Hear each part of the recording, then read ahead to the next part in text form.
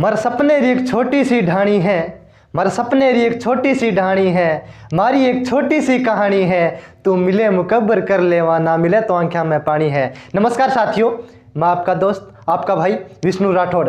आज हम पढ़ रहे हैं, एक पार्ट अपना हो चुका है, दूसरा पार्ट है पाबूजी।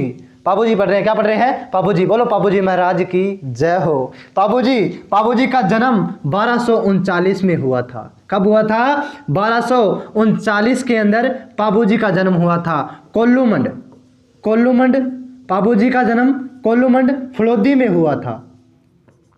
पाबूजी का जन्म कोल्लूमंड फलोदी में पाबूजी का जन्म हो जाता है। इसके पिता का नाम, पाबूजी के पिता का नाम पूछे तो धांधल जी राठौड़ माना जाता है। पिता का नाम धांधल जी राठौड़। पाबूजी के पिता का नाम क्या है? धांधल जी राठौड़ माना जाता है। माता का नाम पूछ ले तो माता का नाम पूछे तो कमला दे माना जाता है। इनकी माता का नाम कमला दे माना जाता है। माता कमला दे, पाबूजी की माता का नाम कमला दे, पाबूजी की पत्नी का नाम फुल्लम दे माना जाता है। फुल्लम दे या सु प्यार दे सु प्यार दे माना जाता है। क्या माना जाता है? सु प्यार दे। पाबूजी की पत्नी का नाम पूछे तो फुल्लम दे या सु प्यार दे मानी जाती है। पाबूजी की घोड़ी का नाम केसर कालमी माना जाता है। फुल्लम दे या सु प्यार दे मानी जाती है। उसके बाद में इनकी बहन का नाम देखिएगा पाबूजी की बहन का नाम सोहनबाई। पाबूजी की बहन का नाम क्या है? सोहनबाई माना जाता है। पाबूजी की बहन का नाम सोहनबाई माना जाता है। पाबूजी की बहन का नाम पूछे तो क्या आएगा? सोहनबाई माना जाता है। और पाबूजी के गुरु का नाम पूछे तो गोरखनाथ आता है। गुरु का नाम क्या आएगा? पाबूजी के गुरु गोरखनाथ। गुरु का नाम क्या है? गोरखनाथ माना जाता है। पाबूजी के गुरु का नाम गोरखनाथ माना जाता है। या समर्थ भारती, कुछ किताबों में मिलता है समर्थ भारती मिलता है। क्या मिलता है? समर्थ भारती। पाबूजी के गुरु का नाम पूछे तो क्या आएगा? गोरखनाथ या समर्थ भारती मिलता है। पाबूजी के पास एक घोड़ी थी। पाबूजी के पास घोड़ी, उस घोड़ी का नाम माना जाता है केसर कालमी। क्या माना जाता है? केसर कालमी। लाज मारो राखी है, केसर कालमी माना जाता है। क्या माना जाता है? केसर कालमी घोड़ी का नाम माना जाता है। केसर कालमी घोड़ी किसकी मानी जाती है? पाबूजी की मानी जाती है। किसकी मानी जाती है? पाबूजी की मानी जाती है। अब पाबूजी के उपनाम सुनिएगा, क्या क्या नाम से पाबूजी को पुकारा जाता था, सुनिए। पहले पाबूजी को कहते हैं ऊंटों के देवता कहा जाता है। क्या कहते हैं? ऊंटों के देवता कहा जाता है। ऊंटों के देवता के नाम से जानते हैं। हाड़ फाड़ वाले देवता कहा जाता है। हाड़ फाड़ वाले देवता के नाम से पाबूजी को जाना जाता है। 3.5 फेरों वाले देवता कहा जाता है। साढ़े तीन फेरों वाले देवता कहा जाता है। 3.5 फेरे लिए थे। 3.5 फेरों वाले देवता के नाम से जाना जाता है। किसे जाना जाता है? पाबूजी को जाना जाता है। प्लेग रक्षक देवता के नाम से जाना जाता है। प्लेग रक्षक देवता कहा जाता है। गोरक्षक देवता कहा जाता है। गोरक्षक देवता कहा जाता है। पाबूजी को गो रक्षक देवता के नाम से पाबूजी को जाना जाता है। सिद्धमुख देवता कहा जाता है। पाबूजी को क्या कहते हैं? सिद्धमुख देवता के नाम से जाना जाता है। सिद्धमुख देवता किसे कहा जाता है? पाबूजी को कहा जाता है। आपसे पूछ लिया जाए सिद्धमुख देवता किसे कहा जाता है? पाबूजी को कहा जाता है। अंबू वाले देवता के नाम से जाना जाता है। अंबू वाले देवता के नाम से जाना जाता है। अंबू वाले देवता पाबूजी को कहा जाता है। अंबू वाला देवता किसे कहा जाता है? पाबूजी को। उठा लाग्यो नहीं? हाँ लाग्यो गुरुजी मैंने। लक्ष्मण का अवतार माना जाता है। क्या माना जाता है? लक्ष्मण का अवतार माना जाता है। लक्ष्मण का अवतार किसे माना जाता है? पाबूजी को माना जाता है। पाबूजी को लक्ष्मण का अवतार मानते हैं। मेहर जाति पाबूजी को पीर मानती है। मेहर जाति है, मेहर जाति के मुसलमान लिख लीजिएगा। मेहर जाति के मुसलमान मेहर जाति के मुसलमान पाबूजी को पीर मानती है। पीर के नाम से जानते हैं या पीर के नाम से मानते हैं, पाबूजी को मानते हैं। सुनिए आगे। हाँ जी, पाबूजी पीर के नाम से रेवाड़ी व रायका जाति के आराध्य देव माने जाते हैं। पाबू जी है जो रेवाड़ी या रायका, रेवाड़ी या रायका जाति के आराध्य देव माने जाते हैं। रायका जाति के क्या माने जाते हैं? आराध्य देव माने जाते हैं। वो कौन से माने जाते हैं? पाबू जी मानते हैं। पाबू प्रकाश ग्रंथ के लेखक पूछ ले आपसे, पाबू प्रकाश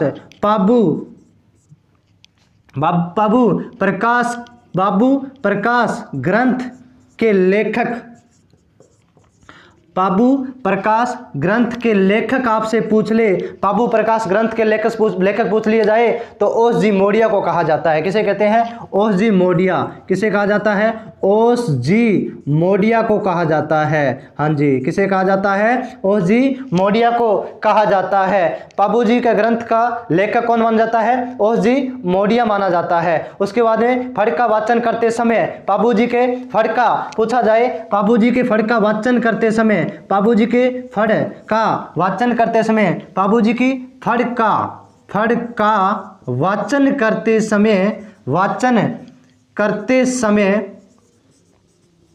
रावण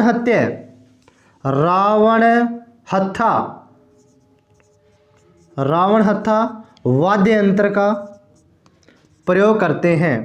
रावण हत्था वाद्य यंत्र का प्रयोग किया जाता है। रावण हत्था में तार पूछे तो तार कितने होते हैं? 9 तार होते हैं। कितने तार होते हैं? 9 तार रावण हत्था वाद्य यंत्र का प्रयोग किया जाता है। पवाड़े गाते समय माठ वाद्य यंत्र का प्रयोग किया जाता है। पाबू जी के पवाड़े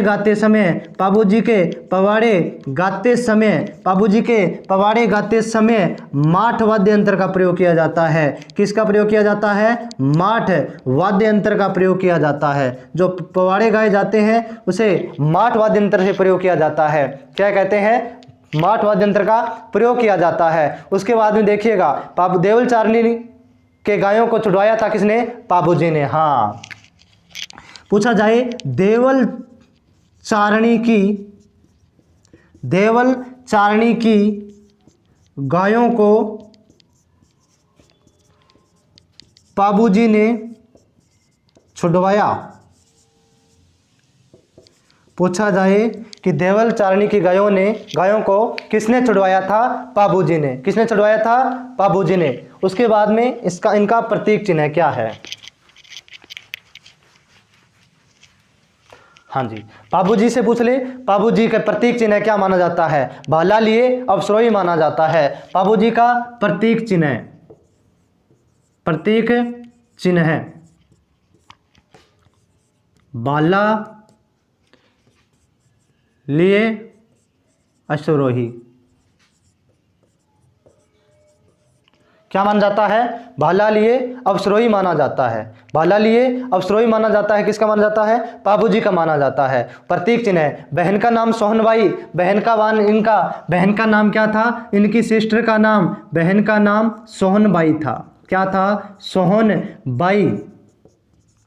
सोहनबाई की शादी हुई थी, वो हुई थी जिंद्राव खिंची के साथ। किसके साथ हुई थी? जिंद्राव। इनकी शादी होती है जिंद्राव खिंची के साथ। इनकी शादी जिंद्राव खिंची के साथ हुई थी। किसके साथ होती है? जिंद्राव खिंची के साथ हुई थी। पाबू जी की घोड़ी देवल चारणी महिला ने दी थी। पूछा जाए पाबू जी को घोड़ी किसने दी थी? पाबू जी को घोड़ी है जो कि कौन देता है? पाबू जी को घोड़ी देवल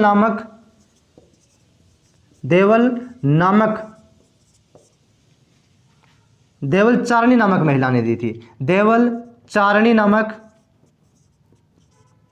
महिला देती है। महिला देती है। क्या घोड़ी देती है? उस घोड़ी का नाम क्या था? उस घोड़ी का नाम आप कमेंट में बताइए, मैंने पढ़ा चुका हूं। उसके बाद में बताइएगा, पाबू जी सोरठा पुस्तक का नाम रामनाथ कविया माना जाता है। पाबू जी की पुस्तक का नाम एक सोरठा पुस्तक है। पाबू जी की पुस्तक है सोरठा। ये किसने लिखी थी? रामनाथ कविया।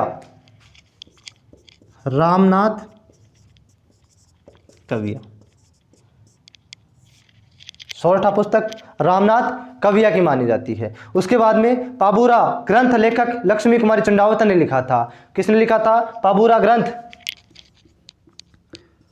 पाबूरा ग्रंथ। पाबूरा आपसे ग्रंथ पूछ ले तो किसने लिखा था? ये पाबूरा ग्रंथ का लेखक पूछ ले या ग्रंथ किसने लिखा था? लक्ष्मी कुमारी चंडावत ने लिखा था। किसने लिखा था? लक्ष्मी कुमारी चंडावत ने। लक्ष्मी कुमारी चंडावत ने लिखा। सुनिएगा आगे का मैटर।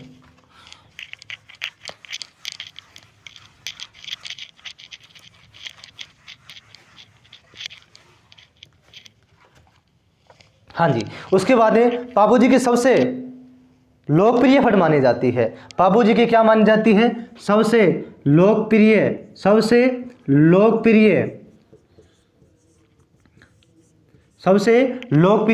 फट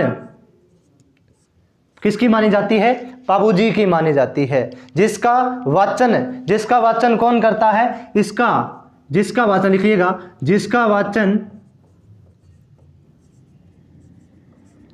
जिसका वाचन नायक जाति के भोपे करते हैं। नायक जाति के भोपे किसका उपयोग करते हैं? हाँ जी, फड़ का वाचन करते हैं। किसके? बाबूजी की सबसे लोकप्रिय फड़ मान जाती है। कौन करते हैं? नायक जाति के। इसका वाचन कौन करते हैं? नायक जाति के भोपे करते हैं। कब करते हैं? ऊंट बीमार होने पर। देखिए, रावण हत्था वाद्य यंत्र।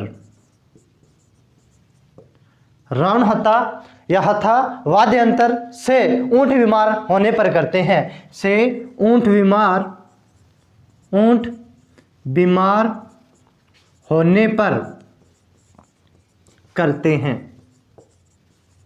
हाँ जी, आगे समझ में। चलिए आगे। उसके बाद में ऊंट का पालन पोषण करने वाले होने पर करते हैं। आपसे पूछ ले, ऊंट लाने का श्रेय किसे माना जाता है? ऊंट लाने का सर्वप्रथम श्रेय माना जाता है बाबूजी को माना जाता है। ऊंट मारवाड़ में लिखिएगा, मारवाड़ में ऊंट लाने का सर्वप्रथम श्रेय बाबूजी को माना जाता है। किसे माना जाता है?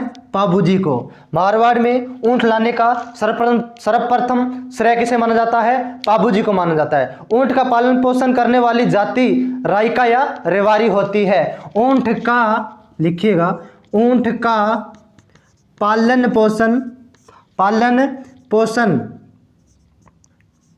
पोषण करने वाली जाति राइका या रेवारी मानी जाती है।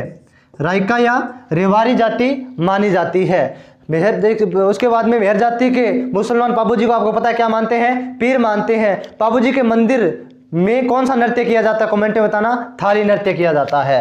बाबूजी के मंदिर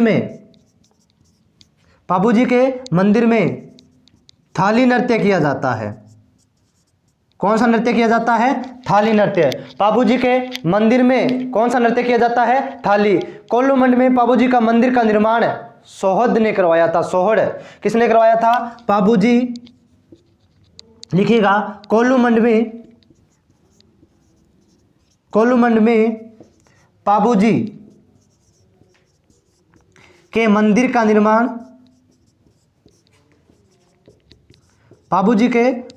निर्माण सोहड़ ने करवाया। पूछा जाए कि बाबूजी के मंदिर का निर्माण किसने करवाया था? सोहड़ ने करवाया था। कोल्लूमंड में बाबूजी के मंदिर का निर्माण किसने करवाया? सोहड़ ने करवाया था। आगे सुनिएगा मैटर। हाँ जी, यहां तक समझ में आ गया? हाँ जी। उसके बाद में बताइएगा, जिंद्राव खिंची ने बाबूजी से युद्ध किया था। पूछा जाए, बाबूजी से युद्ध किसने किया था? बाबूजी से युद्ध किया था जिंद्राव खिंची ने। जिंदराव खिलजी ने पाबूजी से युद्ध किया।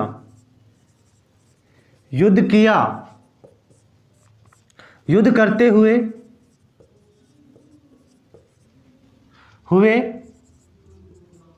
पाबूजी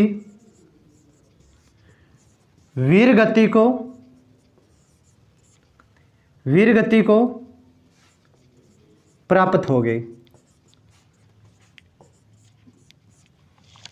वीरगति को प्राप्त हो जाते हैं कौन? पाबूजी। इस जिनका देखिएगा, जिनकी मृत्यु या वीरगति को प्राप्त देंचुगाम फलोदी में हुआ था। जिनकी मृत्यु या फिर कह सकते हो वीरगति प्राप्त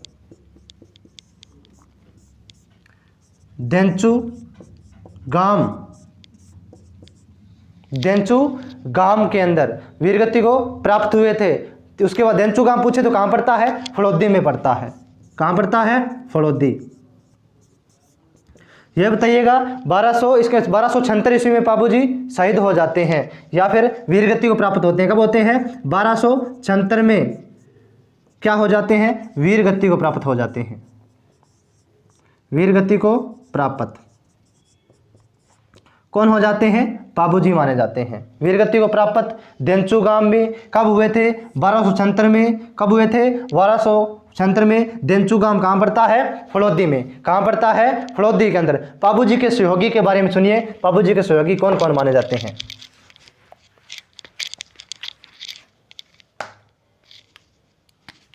पाबूजी के सहयोगी चांदा, भील या फिर नायक। डामा, चांदा, डामा, एक हरमल, रेवारी, रेवारी। ये प्रमुख क्या थे? सहयोगी माने जाते हैं। किसके? पाबूजी के। पाबूजी की मौत का बदला पूछा जाए, पाबूजी के मौत का बदला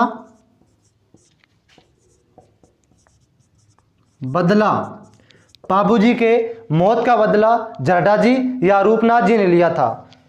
जरडा जी या रूपनाथ जी ने लिया था मौत का। कैसी लगी क्लास? कमेंट में जरूर बताएं। अपने दोस्तों के, अपने भाइयों के, अपने मित्रों के साथ थे क्लास ने शेयर जरूर करियो। ओके जी, राम राम, खम्मा घणी।